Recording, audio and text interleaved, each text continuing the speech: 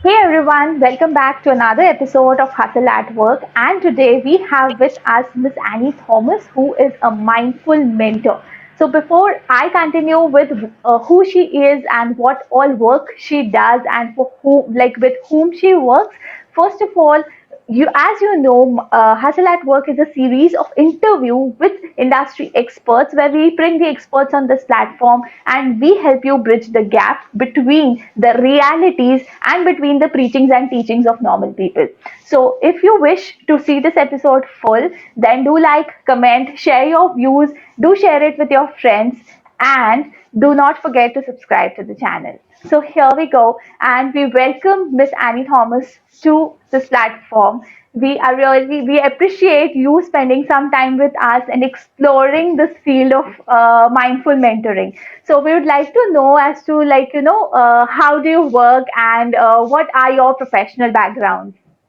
First of all, thank you, Saakshi, for inviting me for this. It's a great opportunity to interact with other entrepreneurs like me. Thank you so much for inviting me. To tell you a little bit about myself, I am a management professional actually by education. I have an MBA in marketing and I have a master's in health and hospital administration.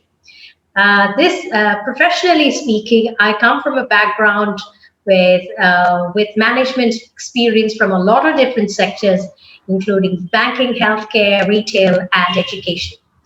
When I came into mentoring first, one of the first things I noticed in my work life was that we have a big lack of mentors who actually work with us, who help us to personally grow. And this is what brought me to becoming a mindful mentor. Mindful mentor deals with all kinds of activities that help you to build and become a better version of yourself. I actually look into aspects of developing both personally and professionally. We have children and adults all working for the same thing. Wow, that's really great to know you, Annie. And we have had people who get mentored, who get trained. But for the audience, this is very important to know that there's always a difference between mentoring, training, and coaching. So, as far as training is concerned, it is more of exchange of knowledge between the trainer and you. So, it can be a lot of technical knowledge or based on facts. So, basically, when you need to gain a lot of knowledge, that's when you go for a training. But for mentoring and coaching, it's a different world altogether where you are hand holded for whatever skills that you want to learn or you want to grow with and transform in your lives. So, as far as we talk about trainings and coachings and mentoring sessions, so how do you feel that this personalized training can help anyone to empower himself or herself? Um, First of all, personalized training deals with assisting a person to find out things that works and that does not work for them. I think that when you're trying to improve yourself, most often people focus on things that they're not good at, and they tend to neglect things that they're good at. Personalized training looks at both aspects, the pros and the cons of you being you. And when you are actually having a chance to have a training that is focused on improving you, we look at the things that you can do best for yourself. And we look at the things that are holding you back. And working on things that hold you back and doing things that you do to the utmost perfection makes it a more effective and flexible thing for you, because you're not doing something that you cannot do, rather you're working on something that you're standing on. Personalized coaching works on building based on what you have and not on what you do not have. It empowers people to do more in a comfort level that they can manage at their own pace. So there is no particular curriculum that you follow in improving yourself. The best judge of you being successful is how well you get to do it and how fast you reach your goal. So, as far as smart work is considered, it's always said that in today's world, it's not the world for people to work hard, but it's the world for people to work smart. But a lot many times people do consider this as a fast track method to success. So how do you think this particular you can say smart work is associated to quick learning of people? Very much. I think it's the most effective way in which you can get something done. Most often, people associate smart work with doing something quickly. That's not actually true. There are two ways. Let's look at this in a different aspect. There are two ways to run. The first one would be that you gather everything around, you look at everything like a donkey. You do all the donkey work, you're doing the hard work, you're working out, you're working tirelessly to reach your goal. And at the end of the day, you reach there, but you're tired and you're not happy enough that you've reached there faster. And then there's the work that the horse does in order to reach its goal. Now, when you're a horse, you don't do the donkey's work. There is, of course, some training involved, but you're going to run based on the track that you want to run, and you will reach your goal faster than all the other people running on the same track. I think smart work is like that of a horse. You choose a track, decide how to run it, train to run it, and run. And the best part about this is not only do you reach there on time, you're able to enjoy your success because you actually managed it at the shortest and most feasible point of doing this without stressing yourself. Smart work helps people to cut down the countless hours that are wasted on unnecessary work, and it helps you to select things that works best for you and to sharpen skills that help you to target whatever it is that you're targeting quickly. This is applicable for both work and for studies. Yeah, exactly. So basically, normally people think that if you are working quick, that's the quick way to success. But no, it's actually like how you use your skills to turn it into a smart work that follows with a quick learning and that leads to success. So it's a four-step process, but normally people take a big leap, and as a result, like we have seen a lot of people falling in a ditch, and some of them do recover, some of them they are still in that back zone where they think that, oh, it's not possible for me. So a lot many times we have also seen people studying a lot of strategies that successful people use.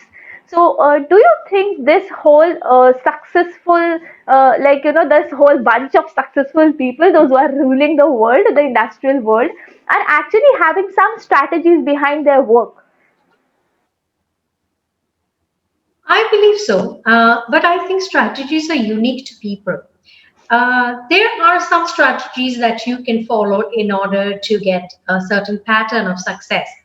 But one man's meat can be another man's poison. What works for you might not work for somebody else. So success strategies are unique in terms of the people who practice them. You can actually work on, if you're looking for success, say for example, you're working for a success strategy for acing IELTS. Now here, the examination method follows a set pattern of what they consider is correct for you to achieve success. In this case, the strategies that are applied can be the same. But once again, the way you apply it is always unique to you. I might have a reading where I read the passage first and answer questions, whereas somebody else might find it easier to read the questions first and then read a passage to understand what he can get out of it. So the strategies are always unique to the user.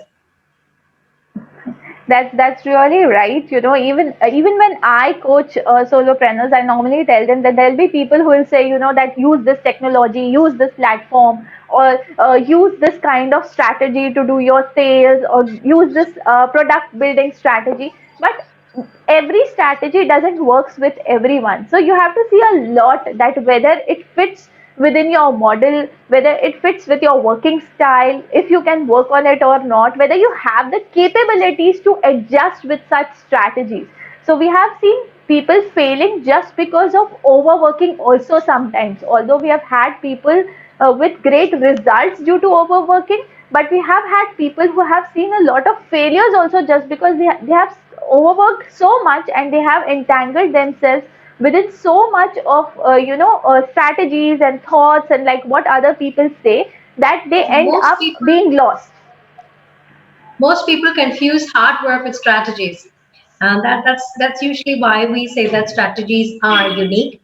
Um, Based on how people get their work done, strategies can work or can fail for people. So you have to understand what sort of strategies work for you.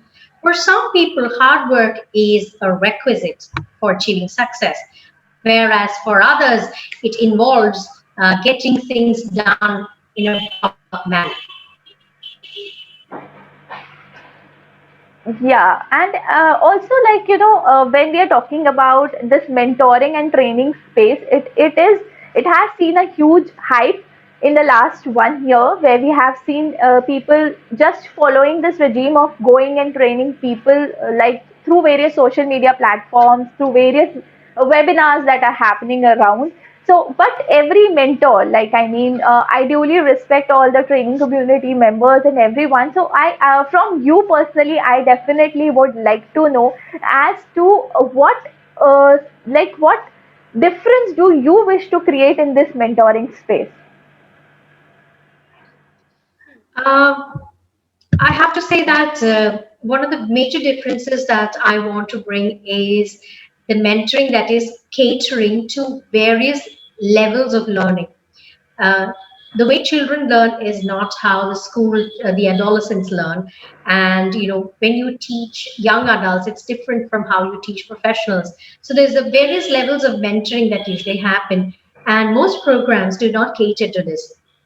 I would actually like to mentor learning based on age groups and understandings rather than just set mentoring based on age groups. One of the things that our industry lacks is consistent quality. Often the teachers that we have are not qualified for what they're be teaching or what they're educating. I wish to change this. I wish to innovate and to make learning dynamics more versatile. This is one of my promises. I promise to deliver through Micro Mentor and through the Kid and Me programs, uh, a sufficient program that provides quality, that is consistent, and more than anything, it involves smart work and excellent results. So I think with the last phase, you've given an important advice to our audience that you need to increase your skill set in order to be functioning properly in this world today, and doing a lot more than what you are thinking that you are capable of. So your mindset, your thoughts do matter when you are trying to upskill yourself. So if you think that I am not able to do this, so that's the biggest barrier, because if you're a human, then you can definitely work like other humans. The only thing is you might have to give some extra effort to attain some kind of skills that you are not normally used to, but slowly and slowly, with continuous efforts and consistency, this can be definitely attained. So Annie, like with this, I would like to definitely know that, like, what kind of services do you offer within Mindful Mentors? We offer a wide range of services. Uh, we have activities that range from for children from 4 years, and let me start with a small basis on this. We have activities under our program Kid and Me, where we do storytelling, public speaking, creative writing. These activities are aimed at children being able to communicate and to socialize. Of course, with the pandemic nowadays, most parents talk about how children are afraid to socialize or are not comfortable. And these programs actually aim at making the children comfortable at being able to express themselves creatively and in a more noticeable manner. We also have programs where we are dealing with grooming teenagers, helping them to step out there and to show people that they're smart young people, that they're capable of doing things, giving them an exposure to working in different areas or working under different people. We have programs for those who are aspiring to go abroad too. So we have customized and personalized trainings for acing your IELTS by getting your Band 8 and Band 9. This is a program where you have mentors who help you by teaching you strategies that can help you to ace your exam, to find your capacity and your strength, to be able to build on your skill to speak English fluently and perfectly. We also have programs where we are building those who have gone further and have come up to now having a profession. Soft skills in your training, soft skills for your jobs, and of course, for personality development, we have a wide variety of activities, including improving your language, showcasing your skills, and of course, presenting yourself in the professional world, both digitally and personally. These are all the programs that we have that we are doing currently, where we are mentoring people from 4 years to 60 years. We have people of all ranges. We have actually young people, old people, and all sorts of people whom we cater to. Wow, that's amazing, Annie. So I think you're doing an amazing job with people around you, and you'll definitely be able to create a difference in the way people are upskilling themselves in terms of language learning, in terms of strategizing their mind, and other stuff. So it is really great, Annie, having you here. So I really thank you from the bottom of my heart, and I really appreciate the time that you have taken to talk with us regarding the different strategies that people can take to upskill themselves, what they should feel about, and how they should work in the real world. So thank you, Annie, for being on this platform. And any one of you who want to connect with Annie or with me, the links to our channels are given down below in the description box. You can just refer the description box and check out what other work we are doing, what are the recent events that are coming up.